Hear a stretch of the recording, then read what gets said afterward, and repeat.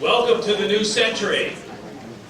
Those of us in the space movement know this as the century of colonization, or when we move out into space to expand the human race. And I give you the chairman of the first conference of the century of colonization, Mr. Bill Weigle. Woo!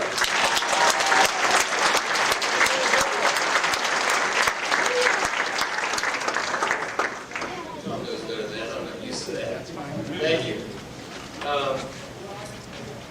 This is the 19th Annual International Space Development Conference of the National Space Society.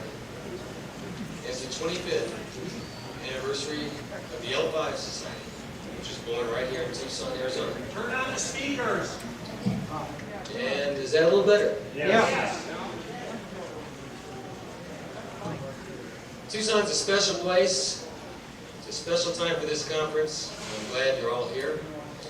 25 years ago, we started an organization called the L5 Society. And to show you how remarkable some events turn out, the way I got involved, to give you a sense of how many people in this room that know the L5 Society got involved, was through the works of a professor in Princeton named Gerard O'Neill. Published an article in Physics Today stating that you could build with present technology, and he was speaking of 1968, 69,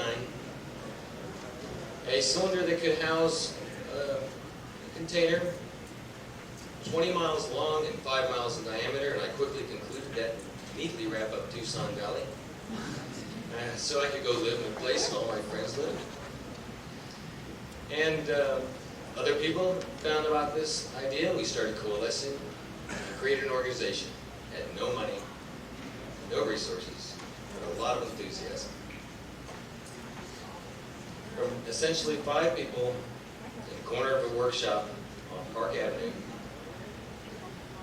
the L5 Society was born and quickly grew into chapter after chapter all across the country and even in other countries.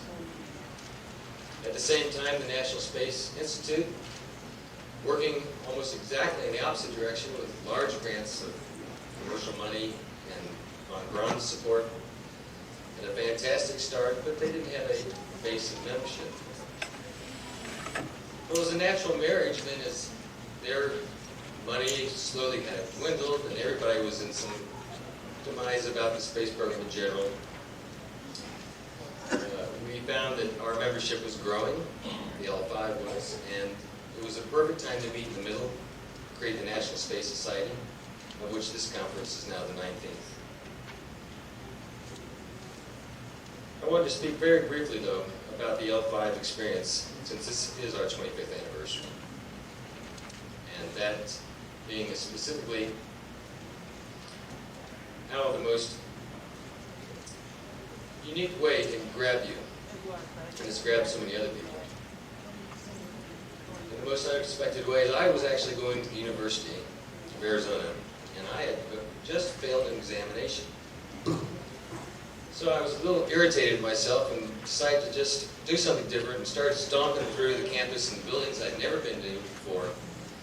And I think I ended up in speech and behavioral sciences building or something. I went down to a basement, charged into an office, and sat down next to this rather startled secretary. And she said, "Can I help you?" And I said, "Well, I'm just cooling off." She said, "Well, okay." And I was rummaging through the magazines next to me, and I found this issue of Physics Today. And there was Jerry O'Neill's article. Well, I jumped up, scared her again, and ran off to the student union, made 10 copies, which quickly disseminated all my friends, take 10 more copies. And soon discovered there wasn't quite as many people as interested about this as I was. But there were some.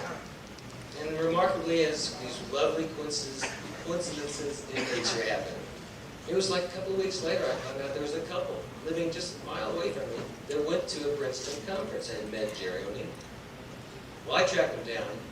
Keith and Carolyn Henson. We met at one of the little college bars, and by the end of the day I was committed to move in with them. I became a founding director of the society and its treasurer for 4 years. And we saw that growth start in all the chapters, many of them were represented here. It continues to grow, and with the merger, we're getting stronger all the time, and it's a concept that is no longer anything on the outside. It's going to happen. I want to end it with just one last short story, and that way I do a lot of my talks. Is that when I spoke about how neatly the original O'Neill cylinder, 20 miles long, 5 miles in diameter, would just wrap up the Tucson Valley, I started thinking, what a lovely Sunday afternoon it would be if on a hiking trip, went to the foothills, a little backpack and a water bottle, and start hiking up. Well, of course, we're going toward the center line of our cylinder, and the higher you get, the lighter it gets. So instead of getting tired, it's getting easier. And soon you're bounding along as you approach the center line. And then it becomes hand over hand to get to the center line. And when you're at the center line, you're weightless. Well, there, of course, is your lovely vendor checking out a sky cycle for you. You plop on the sky cycle, and it's got its little prop, pedal-driven prop, a little hang glider contraption, and off you go down the center line as this beautiful colony rotates around. You stop in the middle, dig out your Kentucky Fried Chicken, or if you're a purist, a rabbit. Continue on to the other end, check it in, trundle on down back to reality. Well, I haven't been into a weightless state, but there's a gentleman in this room who has, and I think everybody's here and really would like to hear from him, and it is my great pleasure, ladies and gentlemen, to introduce Buzz Aldrin.